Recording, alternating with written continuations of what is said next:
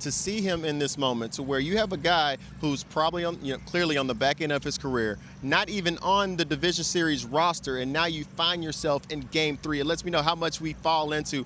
What did you do for me lately? Yeah. What did you look like your last outing out? And last outing out, yes, I know he averaged 94 miles an hour, but it was multiple pitches that I saw. He's at 96 miles an hour. From MLB.com, this is the Morning Lineup Podcast. I'm your host, Will Leach. Today is Monday, October 27th, and we had a whole big weekend of World Series-ing, and now we have a whole other week of it. It's my job to preview Monday's Game 3 of the World Series, and to do so in under 10 minutes. This series is tied. That's literally as close as a series can get. So, Game 3, yep, that's tonight, and it's a big one. So let us together, or really just me, talk about the 5 things you need to know about Game 3 of the World Series. First off, Max Scherzer is starting it. Future Hall of Famer. 41-year-old had a miserable September for the Jays, putting up a 10.20 ERA, and he was left off the postseason roster entirely for the ALDS. Came back for the ALCS though, and in Game 4, pitching for the first time in a month, he evened the series. Scherzer in a stare down right here with John Schneider, and he sends him back to the dugout. Scherzer's 1-2 pitch. Curve strikes him out. He says, I'm staying in, Skip. You get out of here. Rewards his trust with a strikeout of a Rosarena. It was a truly nostalgic throwback moment. Not only that Scherzer was great, but also that he even scowled off manager John Schneider when he came to the mound to talk about pulling him. Schneider seemed positively giddy about it, saying, I've been waiting all year for that. Now Scherzer is back to face the mighty Dodgers in Game 3. And it should be said, as great as Scherzer was, and sorry to have to say this, please don't get mad at me, Max, it would kind of be pushing it to say that it was the old Scherzer on the mound. He still gave up 2 runs in 5 2/3 innings, striking out 5 and walking 4. He was less dominant than he was fortunate to pitch himself out of trouble, which is good. He did well to do that. But will that work against the superstars in the Dodgers lineup?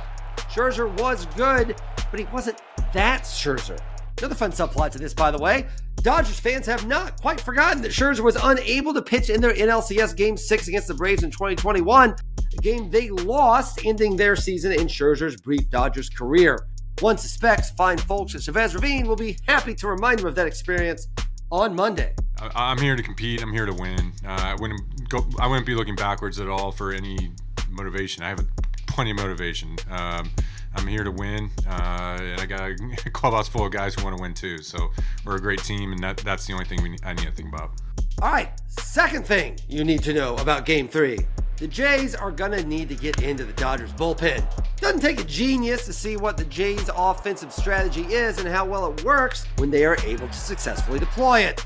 The clear, obvious weakness of this Dodgers team is its bullpen, specifically that mushy middle, and the quicker the Jays can get through those great Dodgers starters to face off against it, the more likely they are to win.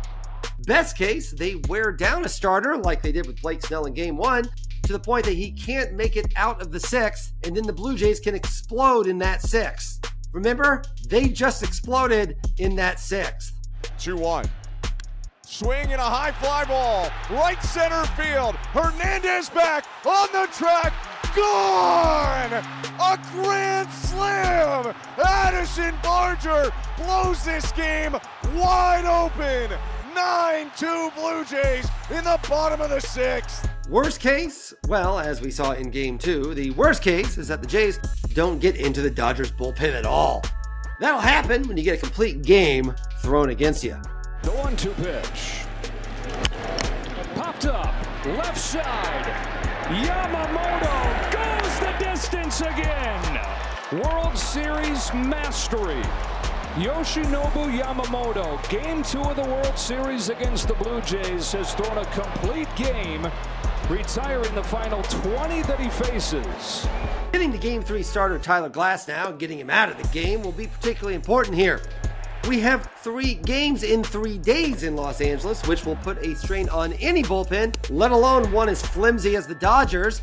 And Yoshinobu Yamamoto, the last postseason complete game thrower in captivity apparently, won't be on the mound until a currently theoretical Game 6 in Toronto.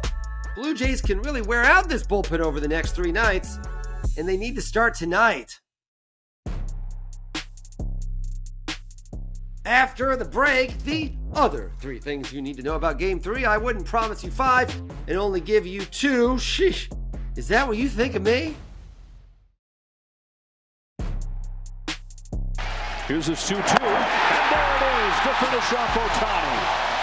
There's the release point, and there's the splitter that drops, and the hitters just don't see this. 7.1 feet at the height of release, and his fastball command is going to be very, very huge against a Dodger team that doesn't expand the zone.